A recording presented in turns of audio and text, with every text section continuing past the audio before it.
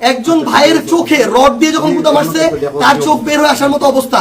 হবিগঞ্জের রাস্তায় জাতীয় নাগরিক পার্টির বড় নেতা নাসির উদ্দিন পাটোয়ারি এবং সার্জিস আলমের ওপর যে হামলা হলো তা মোটেও কোনো সাধারণ ঘটনা নয়। রাজনৈতিক হিসাব মেলালে সোজা কথায় এটি আসলে হাদির পর এবার পাটোয়ারিকে চিরতরে রাজনীতির মাঠ থেকে বিদায় করার এক বিশাল লুকানো ছক। তবে এই ফন্দি ফাঁস হওয়ার পর রাজনীতির মাঠে এখন অন্য লেভেলের গরম হাওয়া বইছে। ভেতরের খবর হলো এই ঘটনার পর চরম অ্যাকশনে নেমেছেন খোদ তারেক রহমান।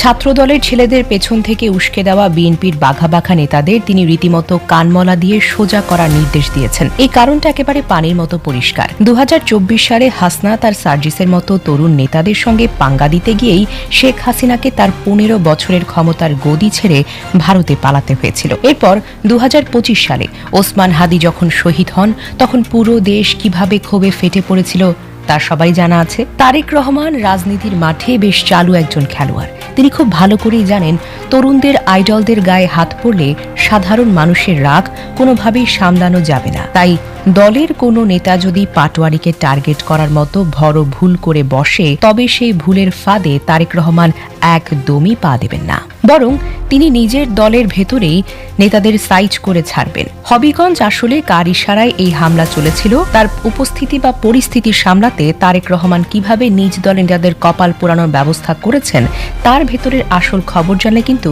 আপনি চমকে উঠবেন। এই পুরো ঘটনার নাড়ি ভুড়ি বুঝতে হলে আমাদের ফিরে যেতে হবে মঙ্গলবারের দিনের শুরুতে। উপলক্ষ ছিল জুলাই জাগরণ পদযাত্রা। জাতীয় নাগরিক পার্টির নেতারা ঠিক এই উদ্দেশ্যে হবিগঞ্জে পা রাখেন। মঙ্গলবার সকালে আজমেরীগঞ্জ উপজেলা সদরে অত্যন্ত শান্ত উৎসবমুখর পরিবেশে তাদের এই বিশাল কর্মসূচি পালিত হয়। সেখানে কোনো ধরনের ঝামেলা বা হট্টগোলের ছিটে ফোঁটাও ছিল না।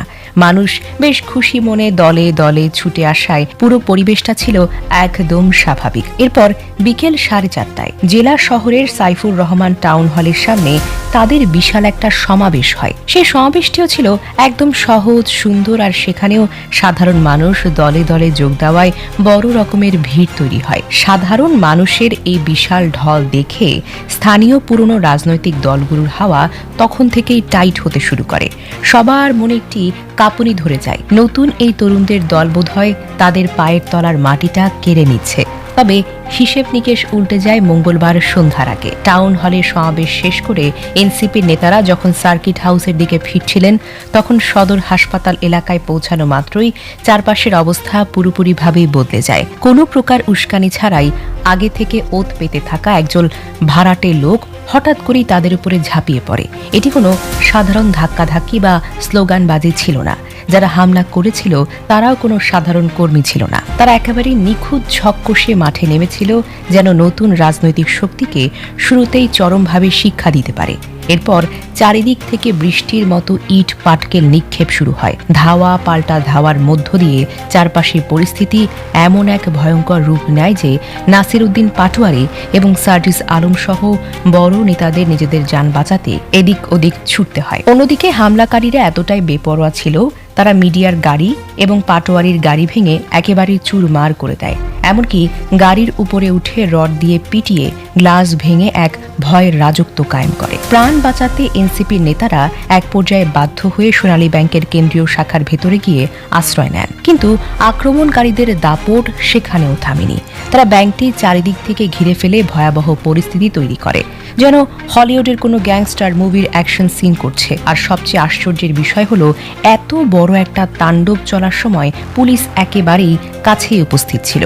অনেকে বলছেন পুলিশ সেখানে ঝামেলা থামানোর বদলে একেবারে কঠোর পুতুলের মতো নীরবে দাঁড়িয়ে থেকে আক্রমণকারীদের এই ভয়ঙ্কর তাণ্ডব দেখছিল, যা পুলিশের কাজ নিয়ে অনেক বড় একটা প্রশ্ন তুলেছে। এই অতর্কিত হামলায় জাতীয় নাগরিক পার্টির অন্তত 20 জন নেতাকর্মী মারাত্মকভাবে আহত হন। বেধড়ক মারধরের শিকার হয়ে অনেকেরই হাত ভেঙে যায়। অনেকেই তো মাথায় গভীর আঘাতও পান। এমনকি একজনের চোখে এমনভাবে আঘাত করা হয়েছে যে তার দৃষ্টিশক্তি নিয়ে বড় ধরনের ভয় দেখা গিয়েছে। সবচেয়ে নিষ্ঠুর ঘটনা ঘটনা ঘটে ঠিক এর পরপরই।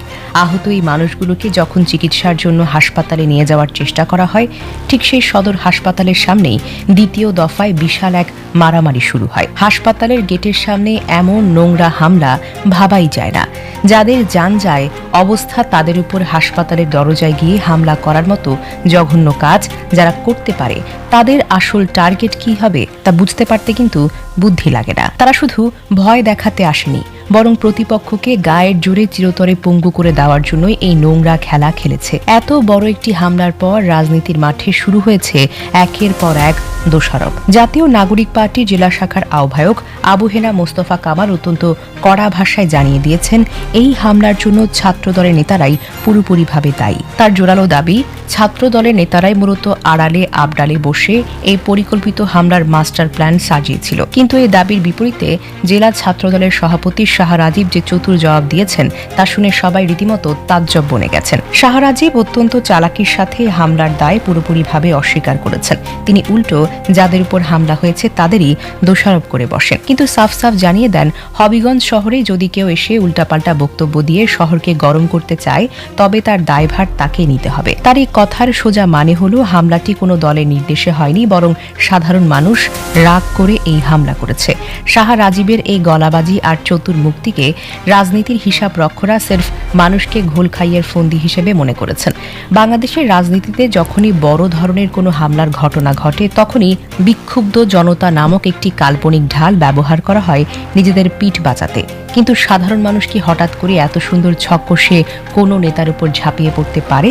সাধারণ মানুষ কি কখনো হাসপাতালের সামনে গিয়ে আহতদের উপর দ্বিতীয় দফায় হামলার মতো মাস্টার প্ল্যান তৈরি করতে পারে? মূলত এগুলো আসলে পলিটিক্যাল গেম ছাড়া আর কিছুই নয়। স্থানীয় বিএনপির মাতব্বররা নতুন নতুন দলগুলোকে একটি কড়া মেসেজ দিতে চাইছে। তারা বোঝাতে চাইছে পুরনো আধিপত্যের এলাকায় অন্য কোনো নতুন দলের মাতব্বরই তারা কোনোভাবেই সহ্য করবে না। 2026 সালের বর্তমান রাজনৈতিক অবস্থা খুঁটিয়ে দেখলে মনে হয় দেশে এখন একটি বড় ধরনের রাজনৈতিক গ্যাপ বা ফাঁকা জায়গা বিরাজ করছে। জুলাই মাসের বিশাল আন্দোলনের পর দেশের তরুণ সমাজ এবং সাধারণ মানুষ পুরনো ধাঁচের রাজনীতির বাহিরে গিয়ে নতুন কোনো রাস্তার খোঁজ করছে। আর ঠিক এই সুযোগটাই দারুণভাবে কাজে লাগিয়েছে জাতীয় নাগরিক পার্টি বা এনসিপি। তারা সাধারণ মানুষের, বিশেষ করে তরুণ প্রজন্মের মনের কথা বুঝতে দারুণভাবে সফল হয়েছে। প্রতিষ্ঠিত পুরনো দলগুলোর জন্য এটাই এখন সবচেয়ে বড় মাথা ব্যথার কারণ।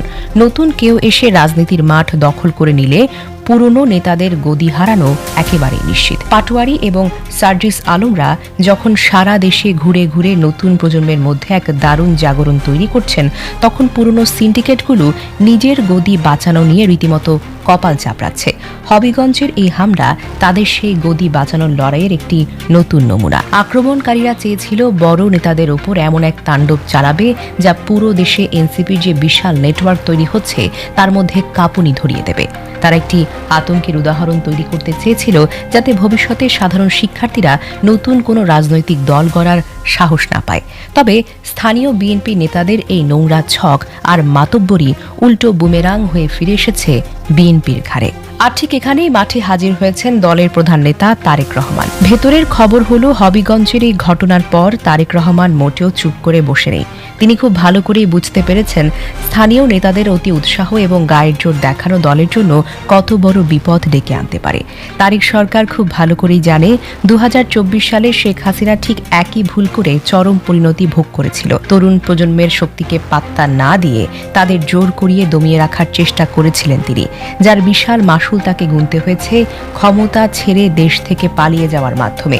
এরপর 2025 সালে যখন ওসমান হাদি শহীদ হন, তখন গোটা বাংলাদেশ কিভাবে ক্ষোভে ফেটে পড়েছিল তা তারেক সরকারের একদম নখদর্পণে আছে। তারেক রহমান রাজনীতির মাঠে একজন পোড় খাওয়া ও দারুণ হিসেব কষা খেলোয়াড়। তিনি কোনোভাবেই চান না তার দলের লোকজন নতুন করে তরুণ প্রজন্মের আইডলদের গায়ে হাত তুলুক, কারণ ছাত্র ও তরুণরা একবার খেপে গেলে তাদের ক্ষোভ সামলানো কোনো রাজনৈতিক দলের পক্ষেই তো আর সম্ভব নয়। তাই হবিগঞ্জে পাটোয়ারি আর সার্জিসের উপর এমন হামলার পর তারেক সাহেব ভেতরে ভেতরে চরম অ্যাকশনে যাওয়ার কঠিন সিদ্ধান্ত নিয়েছে বলে শোনা গেছে।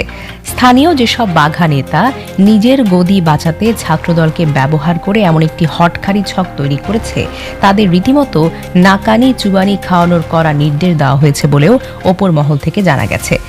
গেছে তারেক সাহেব তার দলের নেতাদের উচিত শিক্ষা দেওয়ার জন্য ভালোভাবে প্রস্তুত হচ্ছেন, যাতে ভবিষ্যতে কেউ তরুণ নেতাদের উপর হামলার মতো চরম বোকামি না করে। পুরো ঘটনার হিসেব করলে একটি বিষয় কিন্তু একেবারেই আয়নার মতো পরিষ্কার। নতুন রাজনৈতিক শক্তিকে শুরুতে ভয় দেখিয়ে দমিয়ে রাখার যে ফন্দি পুরনো সিন্ডিকেটগুলো দিয়েছে, তা শেষমেশ তাদের জন্যই বড় ফাঁদ হয়ে দাঁড়িয়েছে। তরুণ প্রজন্ম এখন অনেক বেশি সচেতন। তারা পুরনো ধাঁচের পেশি শক্তির নোংরা রাজনীতিকে আর প্রশ্রয় দিতে মোটেও রাজি নয়। হবিগঞ্জে রাস্তায় ঘটে যাওয়া এই বিশাল ঘটনা বাংলাদেশের আগামী দিনের রাজনীতির জন্য এক কড়া বিপদের ঘণ্টা। পুরনো দলগুলো যদি নিজের ভুল বুঝতে না পেরে তরুণদের সাথে বারবার বিরোধে জড়ায়, তবে তাদের মূল্য দিতে হবে বিশালভাবে। আর ঠিক এই কারণেই তারেক রহমান নিজে হস্তক্ষেপ করে দলের নেতাদের কড়া জবাব দেওয়ার যে বিশাল পদক্ষেপ নিয়েছেন বলে শোনা যাচ্ছে, তা বর্তমান রাজনীতির অবস্থায় অত্যন্তই জরুরি। দলের নেতাদের কানমলা দিয়ে হলেও তিনি বোঝাতে চাইছেন, তরুণদের সঙ্গে পাঙ্গা নিলে গদি টিকিয়ে রাখা কোনোভাবেই সম্ভব হবে না।